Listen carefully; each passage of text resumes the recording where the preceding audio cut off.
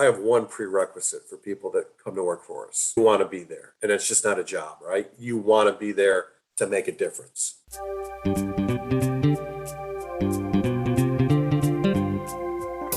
Hi, and welcome to the Innovative Mindset Podcast. I'm your host, Isolde Trachtenberg. On the show, you get my conversations with peak-performing thought leaders, creatives, and entrepreneurs. We explore how you can innovate through creativity, compassion, and collaboration.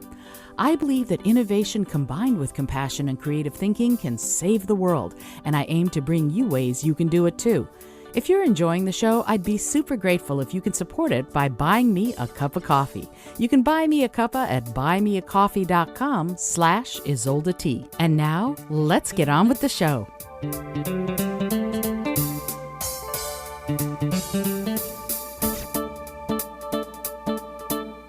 Hey there, and welcome to the Innovative Mindset Podcast. My name is Isolde Trachtenberg. I'm super happy that you're here, and I'm so honored and happy to have this week's guest on the show. Check this out. Norm Snyder joined Reed's Incorporated in September of 2019 as the Chief Operating Officer. He was appointed Chief Executive Officer in March 2020. Prior to joining Reed's, Norm, I love that. Norm served as President and Chief Executive Officer of Avite USA, LLC, an emerging premium new age beverage company that markets and sells a line of ready-to-drink caffeinated waters. Prior to Avite, he served as the President and Chief Operating Officer for Adina for Life. He was President and Chief Executive Officer of High Falls Brewing Company and Chief Financial Officer and later Chief Operating Officer of South Beach Beverage Company, known as SoBe. In prior experience, Mr. Snyder, Norm, served as the controller for the National Football League properties. That tells us something about Norm, and in various roles at Price Waterhouse during an 8-year tenure. Norm earned a BS in accounting from the State University of New York at Albany. Wow, you have quite the resume, Norm. Thank you so much for being on the show. Welcome. Thank you. Good to be here. I am, first of all, you have such a wide range of experience, and you began as an accountant, which I think is it's so fascinating because accounting is in many ways everything. Knowing where you are, knowing where you want to go, and knowing the sort of the numbers behind it is incredibly fascinating to me. And I'm wondering, how did you get from I started in accounting to I am the CEO of one of my favorite beverage companies, Reed's, because I love the ginger beer and ginger ale. How did that happen? Well, it kind of goes back to before I went to school and figured out what I wanted to do. And I always had a penchant for business, but I also thought I wanted to be a lawyer. And somehow I threw that into a cup and shook it up and threw it out, and accounting came out. And I thought, the real basic premise behind it is exactly you touched on. If I understand the numbers guide every business, if I understand where all the numbers are coming from, it would be a great way to learn. It would be a start. So, I spent the formidable part of my career really working with big Fortune 500 corporations and really got to see a lot how they operated and really use the numbers, how to dig in and understand that. And then when I got on the business side, I loved it even more. So I knew that, business is where I really wanted to be, and, in an operating role. And as I progressed, I loved it more and more. And then I found at the end of the day, it really gave me a competitive advantage being a CEO that understood numbers and how things worked. So I always felt like when it came down to financial negotiations, nobody could top me. So it was kind of a stepping stone or a ladder is how to start and where I wanted to go. Then once I got into that side of the business, I fell in love with it. And I just, I knew that's where I wanted to be. And that's where I am now. Oh, that's fascinating to me. This notion of having a springboard, and then you innovated from there and you developed this incredible career from something that is as basic as numbers, but they can be really complicated. And it's interesting to me because Reed's is, I'm going to be very honest. I've been drinking Reed's since the 90s when I first heard about it and started. It was only available like in the natural health food stores type places. It wasn't Yes. widely available. And yet you've been innovating and making it so much more prevalent everywhere. I would love it for those of you listening who have not heard about Reeds. You need to go out and get it's so good, if you, especially if you like ginger. But Norm, I would love it if you would talk a little bit about Reeds, where it was when you started and where it is today. And if you could tell just a little bit about what the company is, I would love that. Well, let me say a couple things before I answer that question. Number one, I started drinking it in the 90s too. So, Yay. I was a consumer long before I became involved with the company. Hmm. The other thing too is, throughout your career, and I'll say this to any young people that are looking for advice, I've also had great mentors. And one of the reasons why I'm here, ironically, is a guy that I started working for over 30 years ago at NFL Properties named John Bello. And if you look at spots on my resume, there's a lot of spots that he was involved with. Hmm. And he has been very instrumental in my career in terms of learning and patterning things off him. Hmm. So that's important too. Now, Reed's is a great company. And one of the things that I love about it, and this is what makes me feel good when I wake up every morning and I talk about it. We just came out with this campaign called, Reed's is real, or Reed's, I got to make sure I get this right. Real is always better. That's it. Hmm. And if you take a look at our ingredients panel, and if you know how we make our products, they are so far superior than any of our competitors by far. Hmm. And that makes me feel really good because we're offering consumers, the best ginger beer, the best ginger ale, the best craft sodas that we have. And, it's a 30-year-old company started by a gentleman in Southern California named Chris Reed, who had this idea. He loved ginger, and that the world really knew nothing about ginger except for maybe, on a Chinese food menu, Hmm. right? Hmm. And all the great properties that ginger has, and created this all natural, better for you drink, and which started because if you go back on 30 years ago, the only channel that would carry such a thing were natural stores, right? Hmm. And then it morphed into grocery stores because as natural stores became bigger and started stealing business from grocery stores said, wow, we've got to start offering more natural products, right? Hmm. And, Hmm. most mainstream grocery stores today have a fairly large section of natural products or have natural products interspersed within the regular categories. Hmm. So we kind of morphed off into that.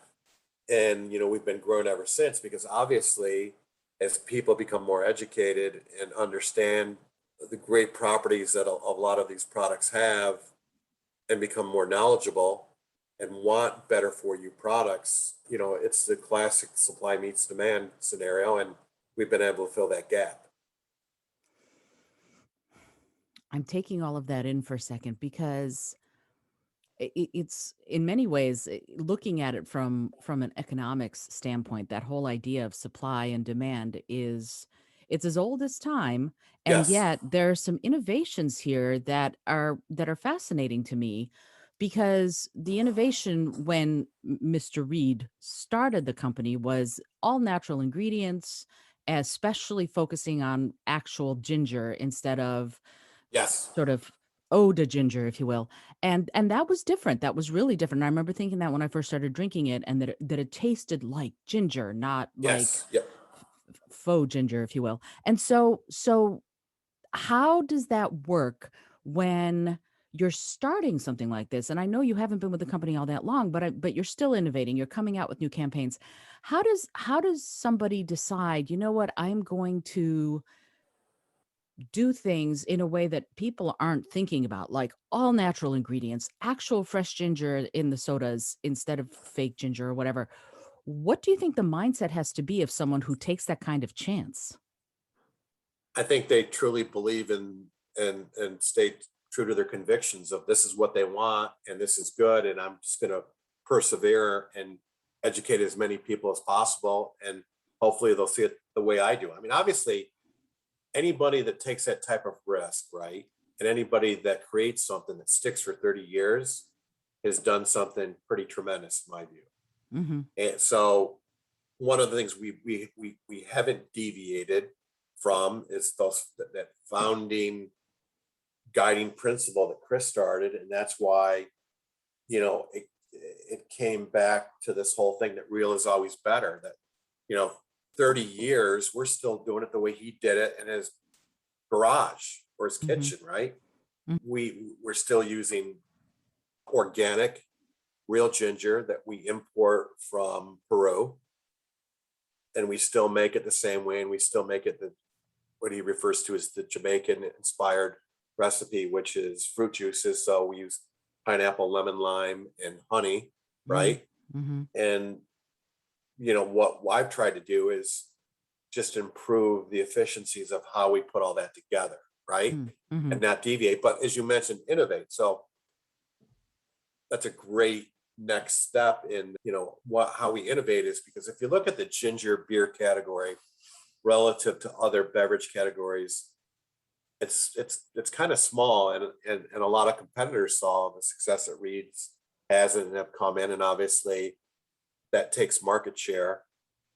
And if you look at ginger beer consumers, it's kind of a mix, and it's used as a mixer, obviously, with the popularity of like Moscow Mules and Dark and Stormies, and that's quite frankly how I met Reed's, with over a few Moscow Mules.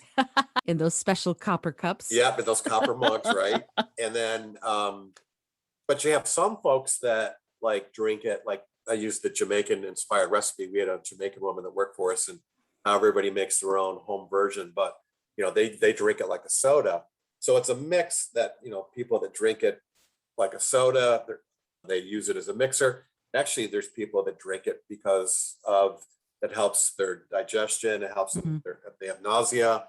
We have a lot of like cancer patients, believe it or not, that reach out to us because it helps them. So, but that's sort of very limited type of audience. So, one of the things that we thought of, which was kind of a natural, is the ginger ale category, which people drink ginger ale the same way. I mean, my grandmother gave it to me when I had an upset stomach, and my mother gave it to me. If you go in the hospital, they give it to you, right? But it's a much broader category. It's not as, you don't have quite the ginger burn that you do in ginger beer. But we said, geez, why aren't we in the ginger ale category? I mean, and as we peeled back the onion a little bit, we found once again that nobody's really using fresh ginger or real ginger. They're using ginger flavoring, ginger extracts. So we took that formula and applied it to our ginger ale. Mm-hmm. And again, it's probably our fastest growing product right now. And you mentioned that you would be drinking your 0-calorie ginger beer. I've been drinking like the 0-calorie ginger ales, like they're going out of style, right? Mm-hmm. I just love the flavor. It's a great product. We took the foundation of our ginger beer and created this. So that's, a great way we've innovated. Then we took it a step further, and we came up with mocktails because we found out that a lot of folks said, hey, I want to go out, but I don't want to feel like I have to have an alcoholic drink in my hand. So, and I think in your neck of the woods in Brooklyn, there's been non-alcoholic bars that have popped up, right? For people to go out that want to have fun and socialize, but don't want to feel like they have to drink. So we came up with these ginger ale based mocktails, Shirley Temple, and our version's called Shirley Tempting. and then Transfusion, which has been a very popular drink. So obviously, if you want to mix it with alcohol, you can, but if you don't, you have a really great, healthy, 0-calorie beverage that you can enjoy and not feel like you have to consume it with alcohol. So I think that's a great sort of 3-step how we've really pivoted and innovative to give folks a great quality product. It's all natural, but that they can drink at the occasion that they feel the most appropriate. And the reaction's been really, really positive. And I'm so glad that you said that, because I am not a huge drinker, and I'm usually the designated driver, so it's really nice to be able to go, I would like something that is going to taste great. This is going to sound a little weird, but it's going to look good, if you see what I Yes. mean. Yes. Because Because you don't want to feel out of place, right? You yeah, want to feel like you fit in with everybody. And then that's the beauty of these things. And, one of the things that I do and I love, part of my job is, we have 6 production facilities across the country. Every production run that they do, they ship product to me. So my office looks like a collection of bottles, right? And I have a mini refrigerator, and I try them both warm, ambient temperature, and cold. But I drink multiple products every day from different locations where they're produced, to look A, for quality, Mm-hmm. B, for consistency. But I mean, I want to drink this stuff because I want to know if a consumer says something that I can say, look, I had that. This is what I believe. Mm-hmm. Or do I detect there's an issue? Because if there's an issue, we need to fix it. So I do that every day. I mean, I drink multiple products every day, 7, all the time in the office, but I have a collection of all of our production stuff. So I know what's going on, and I know what our consumers are picking up. I love that. It's funny going into a bar or a pub and ordering something non-alcoholic feels sometimes. I've had people say, "Oh, you must be in AA." And I'm like, "No, No. I just didn't want to drink." And so this it's a weird way, it's a weird way of passing actually, because fewer people will talk to you about that sort of thing. Not that it's any of their business, but yet something that is interesting to me about what you just said about making sure that the consumer experience is a positive one. That's one of the results, right? Is that people Yes. feel more comfortable drinking it. And something else that I would love to ask you about, you said that you check in as far as whether or not things are going well from all the production facilities. And I like to say that an innovator is a creative thinker on a mission. And it sounds to me like you're embodying that. This notion of checking in, of being very practical. Can you talk a little bit about what those steps are? How do you keep innovating while staying very practical in the evaluation and assessment process? Well, because the innovation is the fun part, right? For sure. It really is. I mean, you can come up with the wackiest ideas, and it's like a release, right? It's like you can get all this stuff off your chest, off your mind. I mean, I'm like, it's kind of funny. It's ruined me forever being in the beverage business, because I can't go into a store and just buy stuff, Hmm. right? I've got to go to the beverage section. I got to go to the coolers. I got to check out what's going on. I look at, there's all this scan data. So it's syndicated data that either Nielsen or IRI puts out, that shows by category what's selling, what's not selling, by package. I mean, I love data too. So it's kind of like, so you assimilate all this stuff that you're seeing, Hmm. that you hear people talking about. I have 3 20-year-old children. Well, actually I have 5, but 3 that are in their 20s. And I watch what they drink and what their friends drink and what they talk about. Like I said, when I go into stores, I no matter what I'm doing, if I'm going on mission A, I always end up in the beverage aisle to check out what's going on. So it's the fun part, is the innovation thinking. This is what I think people want. We do a lot of research. This, based on what the research tells us people want. So we'll put together a product concept. This is when it becomes a little bit more formal, but a product concept, and then work with our R&D department to create something. And then the fun part is that first time that you taste it, and does that product really reflect what you're trying to do, right? And sometimes you get there very quickly, and sometimes it takes a dozen iterations, and sometimes you just say, can't get there, Mm. can't get there. No one's gonna drink this. So that's kind of the fun part, because it's part science, part art, part intuitive, and and I do it with a lot of people within our organization, right? So it's just not me, it's everybody, and it's kind of like free flow. I got to make sure I said that slowly. Free flow thinking, Hmm. where people can just kind of like say what's on their mind, right? And you watch trends, and you have data, and you do other stuff, and you try to put it all together, and come up with a decision that makes sense. But we do that on the premise of who we are, and what Hmm. are our key values, right? It has to be within those, because what if we deviate from what our values are, then who are we really, right? So we try to stay within that sort of bandwidth of who we are and what we want to be. And like I said, sometimes it just feels really good. It's like, boy, we nailed this. And sometimes it's like, well, it could be a stretch, but does it work? And sometimes we come back and just say, that's not us. Mm. So it's the fun part of the job, and it's the part that's unstructured and very loose and very flowing, and it's fun. And I'm really proud that as an organization we have no shortage of really good ideas, and like we've got the next 2 to 3 years covered, right? Not Mm. saying that if something new comes up that we couldn't react quickly, but we have that many ideas that are good. That's fantastic. And I'm struck by the notion of including everybody, that it's not just you making the decisions, it's you working with your team, with the people who make up the company. And I'm wondering that that's in many ways an innovative thing also. I'm wondering if you could talk a little bit about how you structure that. If there is you said it's free flowing, but there has to be some sort of a almost a process when you're doing something iteratively like that.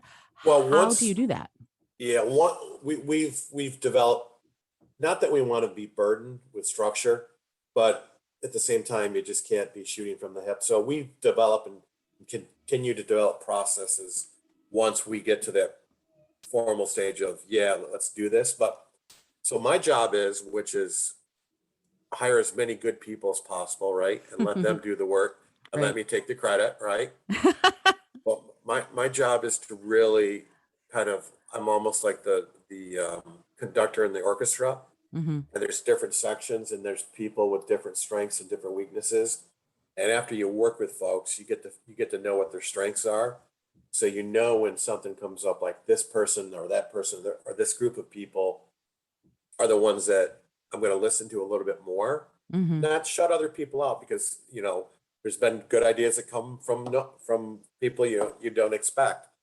But and it's sort of it's and I'll tell you, it's kind of spontaneous, because some days I'll start on one project and then I'll either be bogged down or something else will come up, and then I need a break, and I'll just say, all right, let's taste, right? Let's taste. We've got a bunch of stuff that we've been working on. Let's taste it. Hmm. And we'll sit there, and you got to be careful, because you can't, once you taste too much, your taste buds become severely ineffective, Hmm. as well as your ability to smell.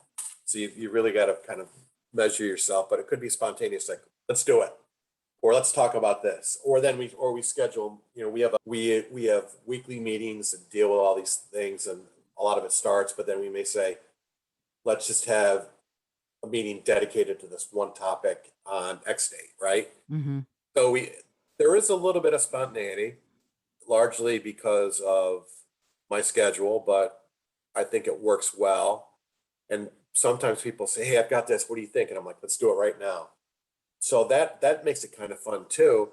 But once we get serious, we do have a very documented process, and we have people that are responsible for aspects of that development. And we have fine-tuned the process over the last year, and it's gotten really good, really good.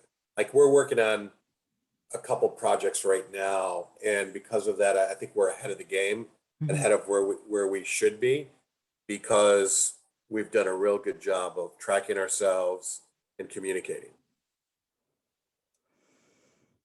I'm sorry, I'm pausing because I'm taking all of it in. Tracking yourselves and communicating, those two are so collaboration to me is so people say it's a buzzword, but I think it's so important where everybody feels like they can contribute and also that they're valued and valuable. So communicating their ideas, communicating through the process is fantastic. But tracking, that to me, as more of a creative thinker, the notion of tracking things like that makes my head explode, just because it sounds like there are potentially so many details. Can you talk a little bit about what the ideas are behind traffic tracking and what it is that you're actually tracking? Well, I think you just answered the question. There's so many details, right? Hmm. I mean, at the end of the day, we build it forward, but I'm going to reverse engineer it, because I think this is easier to explain. Say you have this great concept, and right now the everything's on cycle, right? So to sell it into a channel or a retail chain, they have their meetings on X date, and then they make changes on Y date, Mm-hmm. right? And they're pretty. I mean, think about this, because you're dealing with hundreds and hundreds, if not thousands, of products. You just can't like do it every day and every week. So they have these fixed periods. So you know what those are. So you work backwards and you say, okay, we're going to launch XYZ product at this retailer because this is where we really feel like we have to start. So you know the date that you're going to present. You know the dates that they'll do resets at stores. Then you kind of work backwards and say, okay, what do we have to do to get to that point, right? Mm-hmm. What are all the steps? Mm-hmm. And it's starts at concept. The first thing is the liquid. What's the liquid look and taste like, right? And what do you want in that liquid? And back to you know, that whole product brief. What does it represent? Mm-hmm. And then you kind of go forward into, okay, when do we, final product approval? And then from there, artwork and labeling, package configuration, and then you've got to produce it. So you have to have all your, source all your raw materials, and just about every piece of raw material except for the liquid itself is branded. Mm-hmm. And then, legal, is it, are we infringing on anybody's intellectual property? If not, is it available? Can we trademark it? And then what sort of campaign are we going to have behind it? And then when do we actually scale up to a full production mode? And when can we have that product in our warehouses? And when can we ship it? So it's, all these various aspects, which involves every department, right? Mm-hmm.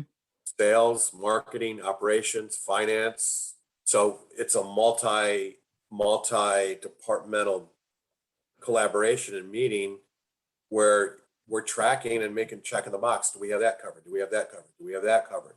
And what's the timing? I mean, because depending on the package, if it's a specialized package, we may have to put something in at the plant that produces it because they can't produce that package. So all these questions, and where are you sourcing the ingredients, and what's the lead times, right? So, and you want to kind of time it right where you have product, packaging, artwork that you can share to sell it in and they can taste it. And then to be able to put a final product on their shelves the day that they want it. And that's the process. And if you don't document it, you're going to miss something. So, and we have someone that leads that process, that brings everybody together, that holds them accountable as to where do we stand with this? You're supposed to get back to us on that. Where do we stand on this aspect? Where's that aspect? And, again, it brings, it brings the organization closer together. I mean, we're not a big organization, and you know what? Not just brands make organizations successful. It's people and how they play off and interact with one another, right? For sure. So, you can understand, like, today, I remember when I was a little kid and the Beatles were popular, right? Today, you put on a Beatles record and it sounds contemporary, right? Like they haven't lost anything.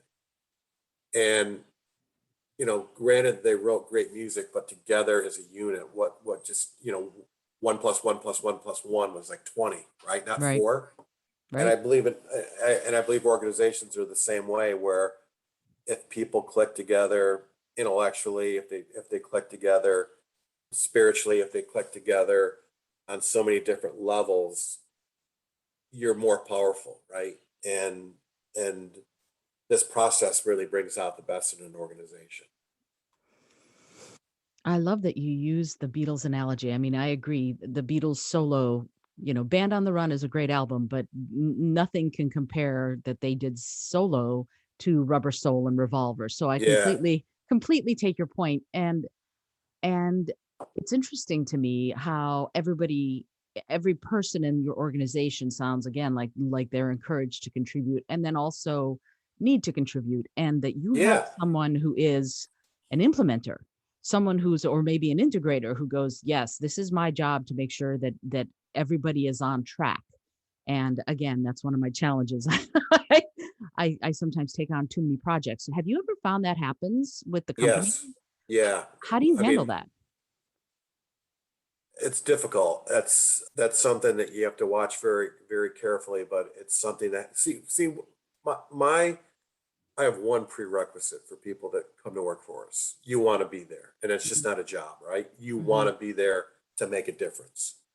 And you could be the guy that mops the floors, but you're going to make a difference, right? And I want everyone to feel empowered that they do make a difference. And quite frankly, they do, because if one employee doesn't do their job, the whole company suffers, right? Mm-hmm. So there's nowhere to hide. And I don't mean that to add pressure to people, but it kind of it sets the bar high, where I want you to want to be here. I want you to want to make a difference, and I want you to want to contribute. And when you have people thinking at that level, Mm-hmm.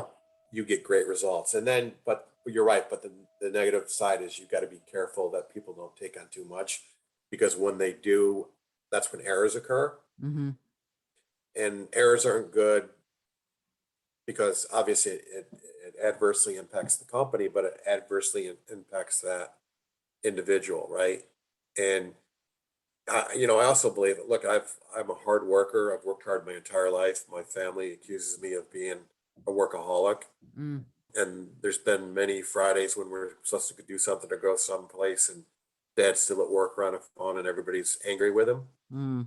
But I also believe that you need time off to refresh your batteries and to have fun and enjoy your family or whatever you want to do during your time off. So I really encourage that as well. But when you're here, I want 150%. Mm. And I want you to want to be here. But you're right, the tough part is, I've had several employees I've had to, it's kind of funny, I've had to admonish and say, I don't want you doing that. I want you doing this. This is where you're the most effective. And I don't want you burn out. Or I had one employee, I told him if I saw an email from him after 11 o'clock at night, I was going to fire him, because he Wow. was burning the candle at both ends. And I'm like, Sure. I don't want you doing that.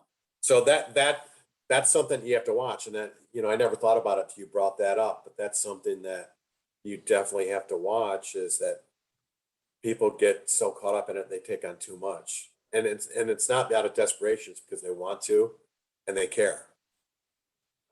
Sure, but it doesn't matter, does it? Because they can still burn out. Even if you care about Yes. something, you can Yeah. still burn out. So Yes. so balance in all things, I think, Yes. is the way to go. And something that speaking of balance, this is a weird transition, but here goes. One of the things that I noticed as far as the packaging of reads, and this is because I'm an artistic type person and I love colors. From very early on, I remember thinking, wow, the ginger ale is more yellow, the ginger beer is more green, and then there's always an orange accent. This is, yes, I noticed these things, and here it is. So, so I was wondering if you could talk a little bit about the design. How, if you know, because you weren't at the company yet, but how did that all happen? What were the colors chosen? I know they're white, yellow, green, and orange.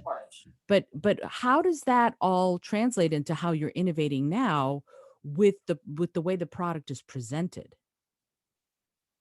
I think I mean, obviously we like that design because we stay with it. I just think it sort of reflects that whole motif, the Jamaican inspired ginger beer. I think Mhm. that's what if I had to put my finger on it, it kind of comes down to that, and it sends off that whole sort of tropical image, which is reflects the style of our ginger beer. Mhm. And it's something that, like, if you look at now, we really use the palm trees in our ginger ale and our mocktails. So we've kind of stayed true to that. And it just feels, colors and the whole creative element is, yes, I guess there is a bit of a science to it, but I look at it more of what's appealing to the eye, Mhm. and where does your eye go, and what does it catch, and what does it reflect? Mhm. And obviously you talk to a designer and they're going to tell you should paint your kitchen this color because it creates appetite and vibrancy. And this room, you want this color because it creates that. And bedrooms, you want this color because you want them to be serene and comfortable. And I think labels are kind of the same way, right? And it just stayed on that whole sort of Jamaican slash tropical theme of who we were, the roots of it's really in the ginger beer, right? Mm-hmm. Mm-hmm. And Yeah. and again, we haven't, we've made it more contemporary, Mm-hmm. but we haven't deviated from that basic structure. Yeah, because it works, right? And Yeah, yeah. they're instantly recognizable, and that's something that was great for me again when I started drinking reeds in the 90s, was that I could always find them. And I I don't know how quite how to say it, but I'm just going to say it. It feels to me like the beverage industry is really crowded. You've got the big giants. Oh, oh, yes, it is. Yes. Yeah. You know, you know, let me come back to that for a second. But two things that I really haven't talked about is we've sort of dominated the conversation with our Reed's portfolio, but we also have another craft soda portfolio called Virgil's, right? Mm-hmm. Which is, we bought it in 94, so that's 27 years. So it's in the same age group as Reed's. And again, it's the same basic premise, all natural, non-GMO. And we haven't talked about, this aspect where a lot of consumers now and the trends are no sugar, right? Zero Mm-hmm. calorie, no sugar. They're keto friendly, certified keto friendly. You mentioned you consume the zero sugar ginger beer, and I talked about the zero sugar ginger ale, but I drink all of our stuff, but we've created this.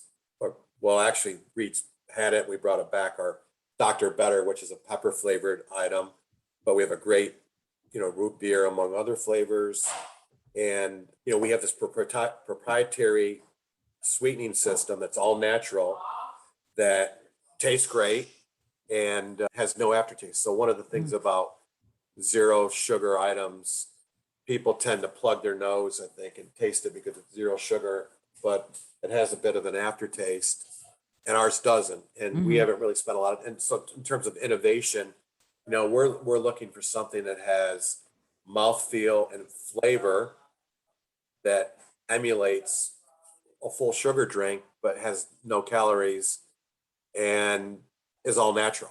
Mm-hmm. And that's, again, that's a big part of our innovation because we're seeing a lot of growth in our zero sugar line, both Reed's and Virgil's. Mm-hmm. But, we think we have the best tasting zero sugar product, on the market. And that's another thing where we've, I think, done a really good job of innovating. And again, staying true to who we are, all natural, but trying to give the best experience to our consumers as possible. And like I said, I drink these every day, and sometimes I drink it and I'm like, I have to look at the label and say, damn, did we put sugar in this all of a sudden? Because it tastes that good and the mouth feels Right. that good. So those are two things, Virgil's and the zero sugar line, which we have across our entire portfolio, and we use, which I think gives a far superior taste and a taste that really is the closest thing in the marketplace, in my opinion, that you can get to a full sugar equivalent. It's so interesting. You're talking about mouthfeel, and one of the things my husband accuses me of being a super taster because I can taste certain things from a mile away, and what I don't like, I definitely don't like, if you know what I mean. Yes. And what's interesting to me about drinking reeds, first of all, I'm vegan. And so I know the other ones aren't vegan, but the zero sugar are vegan. There's no honey in them. And that makes me so very happy because now I can drink reeds. And again, and so what's fascinating to me about what you're saying, this notion of, as I said, mouthfeel is that it is about the experience, not just of drinking the drink, but how you feel after you've drunk it. And and maybe because I'm not as familiar with the beverage industry as I could be, I didn't think that that was something that a company would be thinking about. I would think that it would be, and this, correct me if I'm wrong, that it would be more like, oh, you know our products, you like our products, you buy our products, yay. But mouthfeel is a post experience thing. Can you talk a little bit about what it is that you're trying to, what it is, what mouthfeel is, just for clarification, and also what it is that you're trying to achieve with the drinking experience for the person who's opened up a bottle of Reeds. Well, let me just make a comment about super tasters. They scare me, but I love them at the same time because it's a unique group of people, and I can tell when people comment, I'm like, that must be a super taster because they have the ability to taste things in both positive and imperfections that the vast majority of people don't taste. So it's always good. And we have a couple super tasters in our office, which I love to bring them in to taste stuff because they can pick out imperfections that most people can't. So that's a great skill set. So mouthfeel, the best way to describe it is like, so take a glass of water and take a chocolate milkshake, right? And those are like two extremes and how they're going to feel in your mouth. And a lot of mouthfeel is about what you perceive it to be, right? So when you think about children, and all my kids were really finicky eaters, it wasn't so much about taste, it's how that food felt in their mouth, right? So mouthfeel is such an important aspect of it. And again, a lot of it's perception, but so in a typical beverage, and let's go back to before zero sugar diet sodas were there. The best way to describe it, let me see if I can get this right. So the flavor is the music, right? But the sugar is the amplifier, right? It takes it up a notch. It makes it loud. It makes it bold, and it really gives it that mouthfeel. So, if you say you're vegan, I've been on a couple of these podcasts and other things with some other great entrepreneurial people in the food and beverage space, and when they talk about zero sugar for baking, fill and mouthfeel are important because that's what you can't use like stevia to bake with, right? It's just awful. So when you think about sugar, not only gives it that flavor, that amplification of those flavors and makes it pop, it gives it that mouthfeel that you expect, that you feel like you could almost chew it, but bite into it, that it tastes that good and it's that satisfying. It's not just like Kool-Aid. It's just not like flavored water. That's the big distinction between, our craft sodas and our ginger beers, is that mouthfeel. And when you take sugar out, right, and we use cane sugar, so cane sugar to me has better mouthfeel than just regular sugar or high fructose corn syrup, which the vast majority of mainstream beverages use. You take away that, and with the zero sugar, you can get the flavor, but then it tastes like flavored water. So you need that mouthfeel, that sort of bite to it that makes it feel like you're drinking a full sugar, because it's not just the flavor, it's the feel, right? And we really taste, mouthfeel, not just when zero sugar, not just flavor, but sweetness and mouthfeel. Does it feel light? Does it feel too heavy? Does it feel right? And we spend a lot of time on that in developing our zero sugar because we want it to emulate a full sugar taste. Most consumers have basically said, okay, I'll compromise on flavor, I'll compromise on mouthfeel because I don't want sugar. So many consumers today say, I'm going to pick and choose where I get my calories. I'm going to pick and choose if I want sugar, where I'm going to get it from. Many say, I want to eliminate sugar entirely from my diet. So we want to give them that product that they feel like they're having that indulgence, right? Without the negative things that they're trying to avoid. And why should you have to plug your nose or choke down and just say, okay, it's zero sugar, I'm going to accept it, right? And we want to say to our consumers, or to all consumers, you don't have to compromise. You can have your cake and eat it too, so to speak, right? Your zero sugar cake, yes. Yeah, your zero sugar cake. And look, and I drink, and that's what I drink, zero sugar. So I'm, personally motivated because I want to drink the best thing that I can drink and have the best flavor. So we really take that very serious. And that's what, again, stay true who do we are. The best tasting, all natural, bold flavors, real as possible. And when we develop products, that's the goal, right?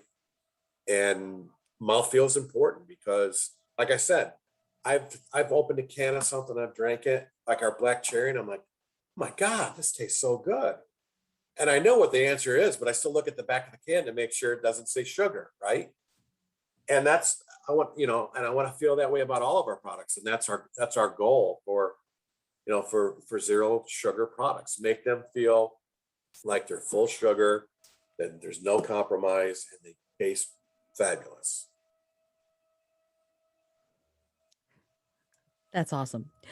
And it's interesting to hear you talk about it with such passion about these products, because otherwise why do it, right? If you're not going to Right. be if you're if you're not going to be really in love with the work. And this is something that I love the way you described it. It feels almost like drinking the drink is a tactile experience in addition to being a taste experience, which Yeah, it is. It really is. yeah, And it's fascinating.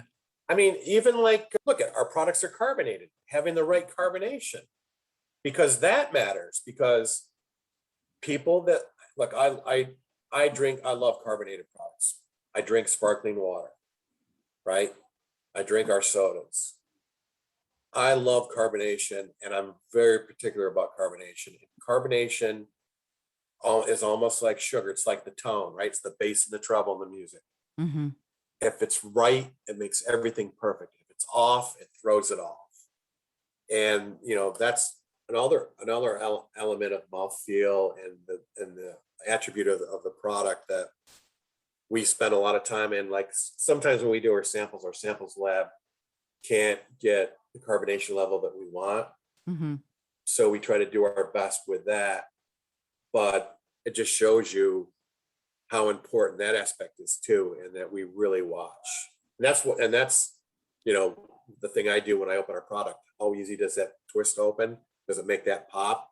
When I pour it in, does it, do we get that? Do I see the level of carbonation in foam? Because that's another really important attribute of our products when we develop, to make sure that they're in the range of carbonation that we think makes the most sense to really accentuate the flavor. So it's really, I mean, it is, we are very passionate about it. You're right about it. And it's just not me, it's everybody in the organization when we taste and we drink our stuff. But those are the things that we look at that level and want to make sure that we have it absolutely perfect. So when consumers open that, they feel the same way. And there's nothing more pleasurable when you get an email, receive an email from a consumer about your product and how they love it. But at the same time, there's nothing like a kick to the gut when somebody has a bad experience. And I'll tell you what, and when they have a bad experience and they reach us, we reach back out to them to try to make it better, to try to get their input, maybe clarify something, maybe, sometimes somebody misinterprets what a product really is, Hmm. and you have to kind of help them get there. But these are important aspects that we're very customer centric and want and are committed to put in the best quality products, and we take every aspect of those products very serious. And that makes sense, right? That no company is anything without its clients and customers. You'd be in a Exactly. vacuum. So, and that's something that brings me to my next question. Because Norm, I'm going to keep you here for the next 8 hours. I'm fascinated by the fact that people have their favorites, right? They might have their favorite as far as Reeds, they might have their favorite as far as Pepsi or Coke or whatever. And Reed's has this reputation for being a cut above. But how does that affect the average person who wants a drink? Are the people who you're serving as an organization, as a company, are they people who are more discerning in a certain way, or are they people who are healthier or who want to be healthier? How does all of that break down when it comes to what we were just mentioned a little while ago, this pretty crowded beverage industry? Well, yeah, I think they're definitely discerning, and some are connoisseurs that love our products. We still have growth with all of our full sugar line in today's day and age, which to me I find amazing. I think most people are driven by healthier, all natural.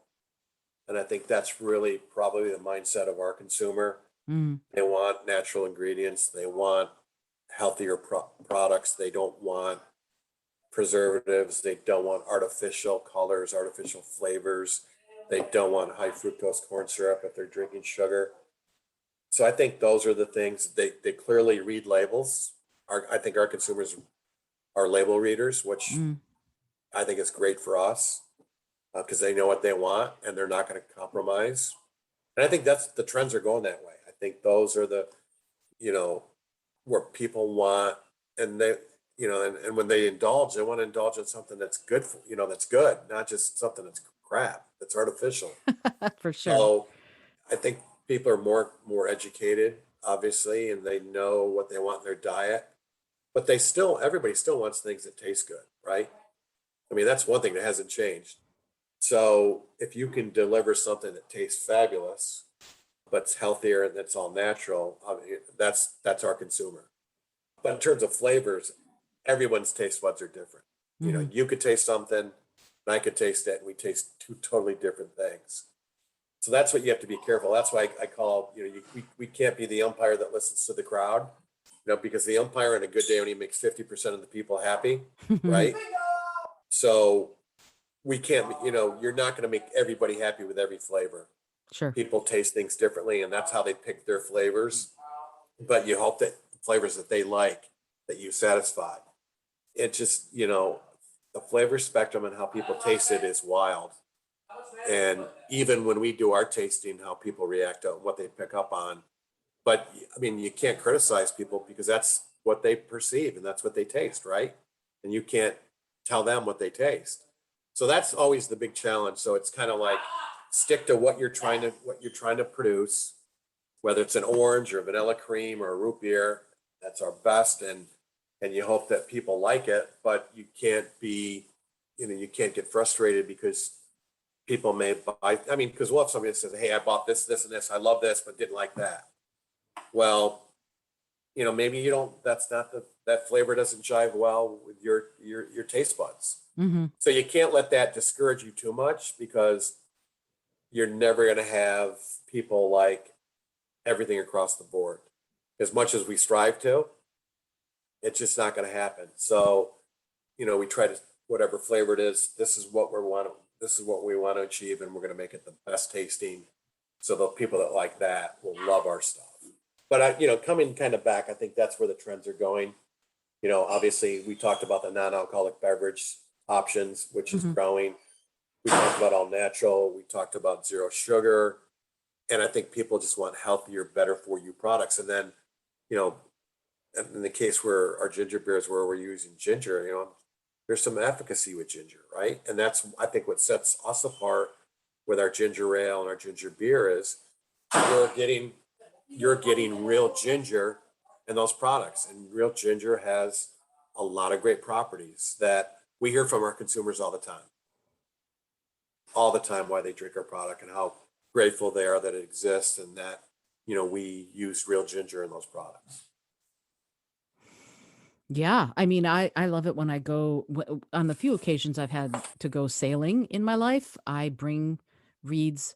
Frankly, I know I sound like a commercial for you all, but I bring it because to stave off being seasick. It's Yep. wonderful for that. So yeah, absolutely. I understand, and I love what you just said about perception and how your perception of what you're tasting is so unique to each individual person. I think that's so important. And to me, something that's good for you and tastes bad is medicine. And something that's good Yes. for you and tastes good doesn't necessarily have to be that way. It can be something that you're just enjoying. And yet, we're sort of coming out of this pandemic where a lot of people have had all sorts of obviously big issues, and Reed's play has played a role, I'm sure, in many people going, okay, I need my comfort, and this could be my ginger ale or my ginger beer. What has gone on, if you can talk about it a little bit? What are some of the challenges that Reed's faced during the pandemic, and how have you dealt with them, and where are you going next with respect to this new future that we're going to be living in?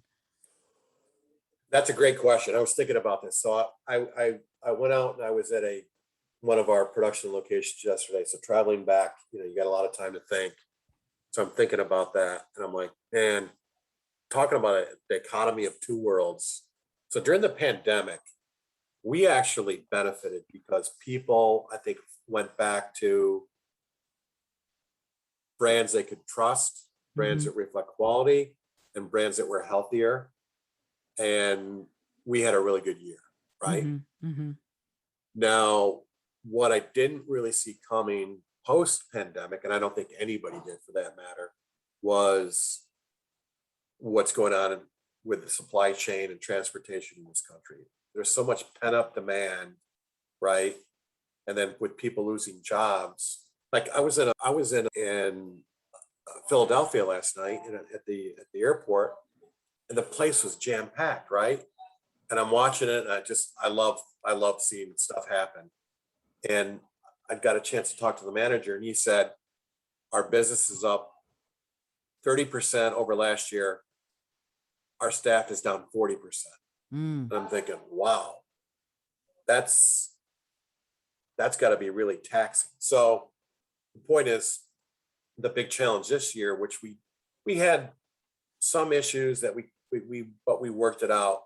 Supply chain has just been very difficult to manage. I mean, for example, you cannot get cans in the United States. Every can manufacturer is at capacity. So people are importing cans from all over the world. Well, guess what happens with that?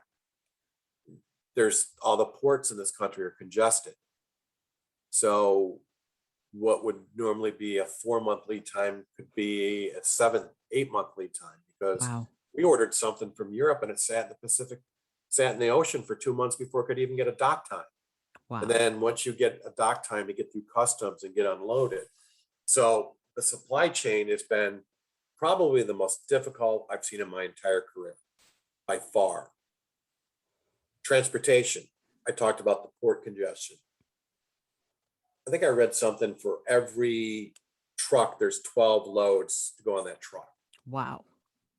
So, it goes back to what I talked about, supply versus demand. Our transportation costs have gone up, have doubled. Wow. And it's like, wow, where did this come from? Now, they're starting to come down, and things are starting to look like they, by the end of the year, could become more normal, or at least in the first part of next year. But so it requires you to plan things out more. Board, which we use for our wraps and cardboard for our containers, have longer lead times. There's been a shortage of steel for caps to put on your bottles. There's been a shortage of carbonation because the primary supplier of carbonation are ethanol plants. And when nobody's driving, no one's using ethanol, right? So the byproduct of that. So carbonation has even gone up. Wood's gone up, wood pallets that you stack your product on. So virtually every aspect of our supply chain has been impacted. And we didn't see this during COVID. We saw some tightening. Labor is the other aspect too. Production facilities are having a hard time hiring people. So it's really touched every facet of our business. So the post-COVID year has been, believe it or not, much more challenging than during the pandemic. Which I thought once we got through the pandemic, the biggest challenge is going to be changing consumer preferences and tastes and how they shop. And that would be enough to challenge us.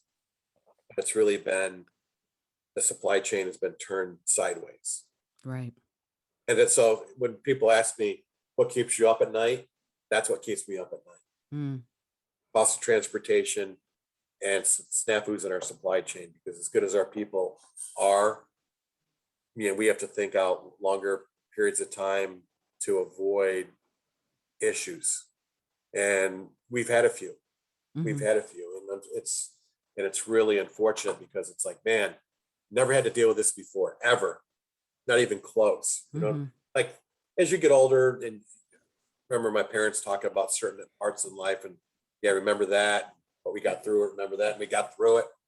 But now this is the most unique I've ever seen. But you know what? We'll power through it. I mean, it's not like we're defeated and are hanging our heads down and say we can't do it. We just work twice as hard, and we know that it's going to return to some aspect of normalcy, but it's been a bigger challenge than most people think. And if you pick up any financial press, it's in the paper every day. right? And look, it impacts every aspect. I mean, to buy cars, you can't buy a car. Try renting a car. You can't even rent a car today, right? Because there's not available. Right. I tried to buy a stereo receiver. I couldn't find the brand and model that I wanted. My wife wanted a new washer and dryer. But we got the last one in the store, the model that she wanted. Otherwise, we had to wait like 2 months. Right. If you want to buy faucets, most of them are out of stock. I mean, so it's impacted virtually every consumer category there is imaginable, this whole supply chain thing. So it's been a struggle, but like I said, we'll power through it, and we're not complaining, but it's definitely changed how we do business. Oh, sure. I imagine. I mean, whatever supply surplus there was pre-pandemic got used up during the Yes. pandemic. And now all of a sudden, if you didn't have a supply surplus to carry you for 2 years, yeah, you're going to be short. And who did? No one ever thought during pre-pandemic or even during the beginning months, no one thought it was going to be this long. And so having to stay agile and having to stay sort of light on your feet has become so important for so many companies. And moving, as I said, moving into the future, it's going to be fascinating to see how we all do if and when something like this ever happens again. How will we plan for it? And that sort of leads me to my next question. And I promise I have like a bunch more questions, but I will I will absolutely stop soon. I was just wondering, what's your vision for Reeds moving into the future? What is your vision for this company? Well, I think we probably talked about this before we went on air, that the thing that I've seen that I'm really proud of, but it feels good too, is that we're pivoting, that we're kind of, the we're migrating from, the what I'll call the all natural ginger beer company that kind of played in one category to something that's much more resonates with a much larger group of consumers, that really satisfies their demand Mm, but stays true to who we are. And it's been a subtle pivot, but you can see it in the products that are ordered. You can see it on what's selling and what's not selling. You can see it in consumer feedback. So I think, the vision is to continue to produce great tasting all natural beverages, and that are both ginger based, but also our craft sodas that are healthier, that we have, continued to develop great zero calorie, zero sugar products, but, to really look into maybe additional categories, either in the beverage or the food space, but to be sort of that company that really puts out premium, high quality, better for you, all natural products. And, just like we were able to leverage and successfully grow our business, on the whole premise of ginger, there's other ingredients out there that, hey, why can't Reeds do that too? Right. So, the future is, you know, being that company that really represents that product that consumers can trust, that they enjoy drinking, and they know comes from the finest ingredients sourced throughout the world. And but also that, and we've talked about this too, and this is the first time I've touched on this, that, really looking at, as most companies are that have a conscience in, you know aspect of our day-to-day living, and part of that's going to be sustainability, that we're looking into and digging deeper. But, just being a company that reflects the times that we live in, that, doesn't just die and go away because they stayed true to what they used to be. I mean, mm, there's so many great examples of that, so many products and companies when I was growing up that were like the big players that are just barely hanging on today, right? And I don't want to be that company that doesn't recognize what consumers want and what are the current trends, but to be on the forefront of that. And I think we've really done a good job of pivoting to do that, right? And that's where I get that sense of what's going on in our company. That I really like that feeling that we're putting out products that people want and that are happy to have in their hand, and but also enjoy tremendously, right? And that are relevant to today's consumers. And that's what I want to be. I want to continue to be that way, and start from this great idea that really was innovative, right? Truly innovative in terms of ginger beer and using ginger, and to continue on that whole premise. But you can't just stick to something and hope that it lasts forever, but to be able to respond accordingly. And I think we've that's been the real key to, it's reflected in our innovation and who we are. And I think that's what kind of sets us apart too. And it makes it a great place to come to work, because that's what we're doing. That's fantastic. I love it. I love it. All right. So, speaking of the place that you work, if you don't mind, how do people find out more about Reads? Do you have a website, an Instagram? Could you share that? Because I Yeah, would all love of to the have above. that. I mean, www.drinkreads.com, www.drinkvirgils.com. We have a Facebook page. We have an Instagram account. I have them on my computer, so I just hit the button. Hmm. But I mean, it's all linked. It's all linked on our website. But there's a tremendous amount of stuff there. We have an 800 number for consumers to call. Obviously, you can comment on our social media. There's a consumer info email that people can contact us, and we do reach back. So it's not a one-way street. Mm. We do respond, and like I said, there's times that I pick up the phone or email. I mean, let me tell you, we had a family that ordered some product on Amazon, and it was unfortunately that was only available in glass, and the product broke, and they were disappointed. It was from their like 10-year-old son. Mm. So I read it and I'm like, wait a minute, they're like 2 towns away. So I said, reach out to them and tell them that they're gonna have a special guest that's gonna deliver the product. And I showed up and they wouldn't let me leave. The kid was so tickled pink. I love that. I showed up with a case of, he loved root beer. I showed up with a case of that. So I look at things like that and I'm like, wow, I want to do this. So I'll say to our consumer team, let me handle this one.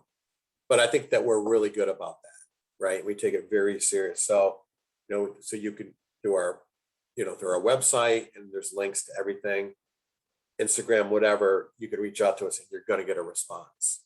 But the websites to me are always the best, because they have the most information, Hmm. and they're linked, so you can go from one to the other. And it talks about all our products. It talks about our history. It talks about how things are made, what's important to us. So there's a lot out there. Or just Google us. I mean, we're going to pop up, and there's a lot of information out there.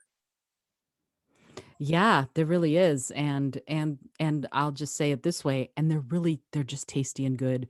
I know I sound like I'm a commercial for you all, but I'm not an affiliate. I've Yeah, been drinking Reeds for a long time, and I love, yeah, love, love well, it. we love it. That's what we love to hear. We love to Yeah. hear that. That's awesome. Well, Norm, I'm so grateful that you took the time to join me on the show. I have just one last question that I ask everybody who comes on the show. And it's a strange little question, but I find that it yields some fascinating answers. And the question is this: if you had an airplane that could skywrite anything for the whole world to see, what would you say? What would I say? Boy, I got to find a way to say that. Well, first of all, I guess I would go back to our whole campaign here is that, Reads is real, right? And I can't emphasize enough that, you know, there is a difference between us and other products. There Mm. really is. What the ingredients we use and how we make it. And I love that, real is always better. I think I would write that. Real is always better. But I guess I'd have to say reads slash people know. But I mean that's to me, it's like, look, one of my hobbies is cooking. When you use real fresh ingredients, you can taste the difference. And it doesn't Sure. have to be complex. It could be the simplest thing, right? To go out in your garden and grab some fresh herbs. And how I cook is how I think Reads is. It's like real is always better.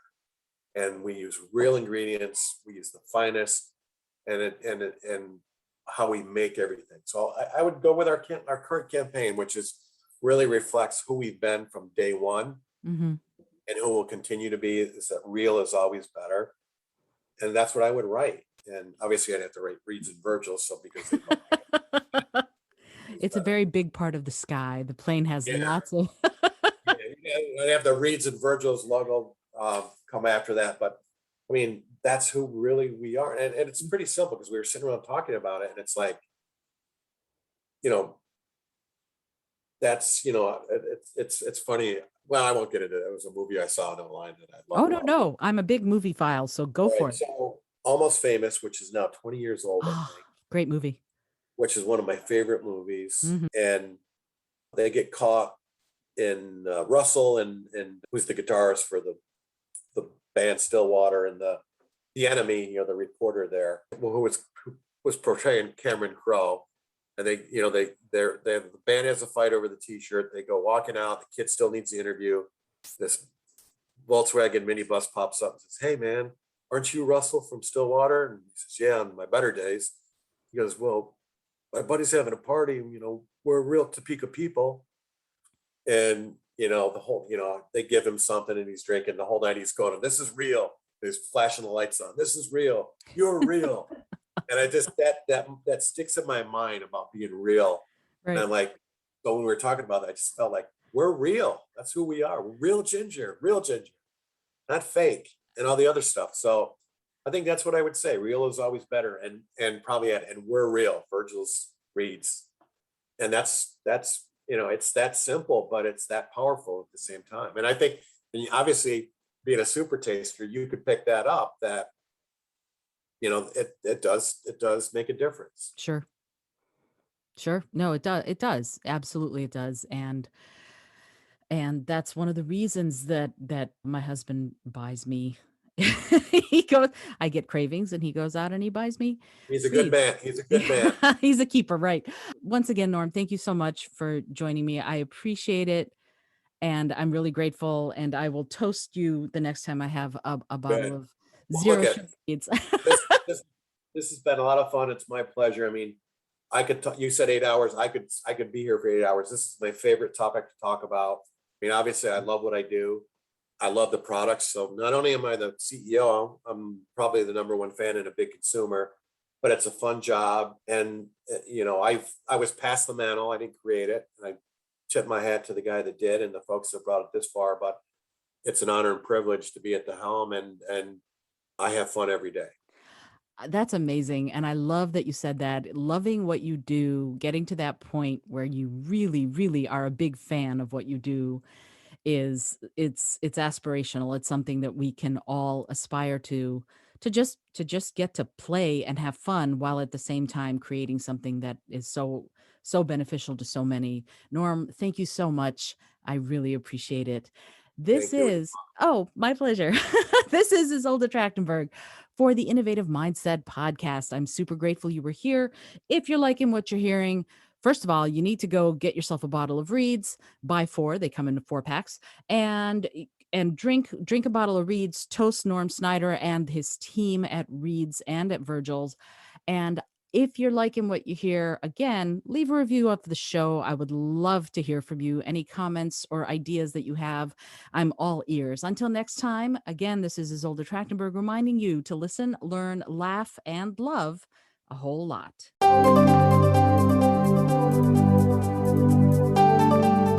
Thanks so much for joining me today. I really appreciate you being here. Please subscribe to the podcast if you're new.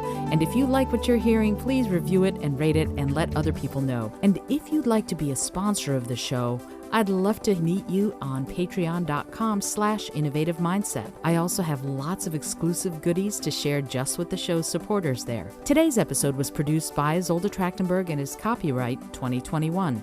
As always, please remember this is for educational and entertainment purposes only. Past performance does not guarantee future results, although we can always hope. Until next time, keep living in your innovative mindset.